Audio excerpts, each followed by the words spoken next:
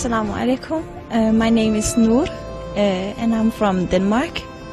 I have a master's degree in Islamic studies regarding Shiism. I became Muslim through the studies of Islamic philosophy. I got introduced to Islamic philosophy through the studies of Western philosophy, and through that I came to know about the Prophet ﷺ. And I tried to lend books at the library, but they didn't present Islam in a beautiful manner. But then I found a booklet. It was only about 20 pages. It was a small booklet about the Prophet ﷺ. And through that I found that the Prophet ﷺ was sent as a mercy towards people. And through that I knew that the purpose of people were being a mercy towards other people and perfection, the God's wisdom for people, and perfect the wisdom of God.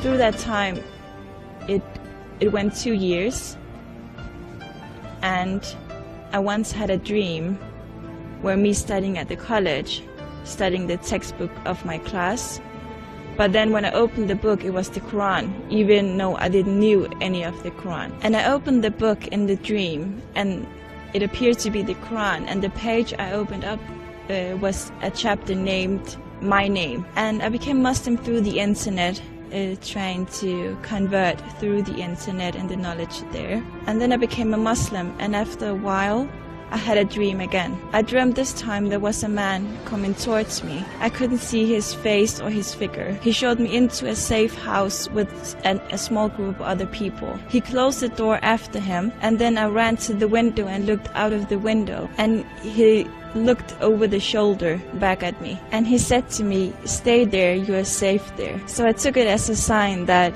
that was my place in this world and in the hereafter. I received the gift to go to Iran, to visit the holy cities of Iran.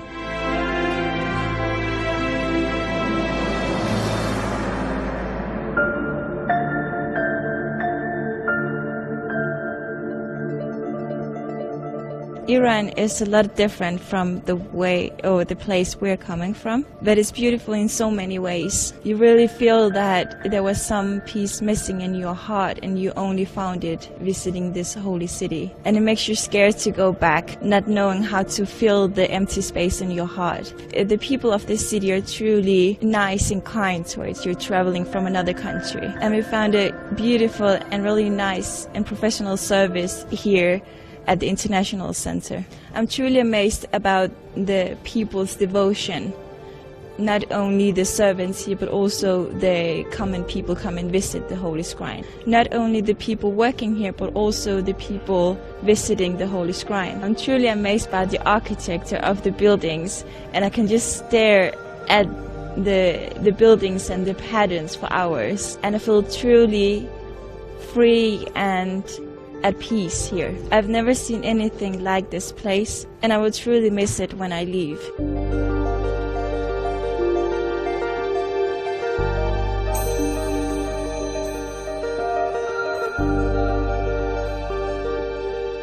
I think that nowadays the view of the West towards Islam is influenced by the terrorism and the extremists of Muslims. We had an attack last year in Denmark, and it really affected the way that the common people too and the government view Muslim and view Islam in Denmark. They find that Islam is really harsh, and especially that the women are oppressed by the Muslim men. They don't find that Muslim women are free and independent and can have their own will regarding their religion. Well, there's a bit difference between the true Islam and the way that the Western media and the common folk in the Western countries view Islam. I think the main difference is that it seems like something harsh, something that is forced upon people. And that's the big difference, because in Islam you're not forced. There's no force in your religion. And that's the biggest difference between the way they view Islam and the way that Islam truly is. Truly there's also a difference between the Quranic messages and what they believe says in the Quran.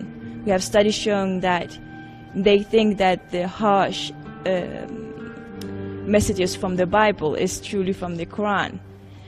So there's a lot of misunderstanding about what the Quran message is and what the Prophet's message is and what Islam is.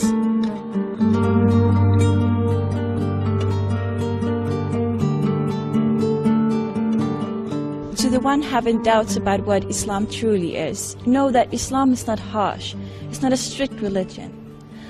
As the Imam Sajjad alayhi salam said in one of his prayers, He, meaning God, He is the compassionate towards those heedless of His remembrance, and loving and tender in drawing them to His door.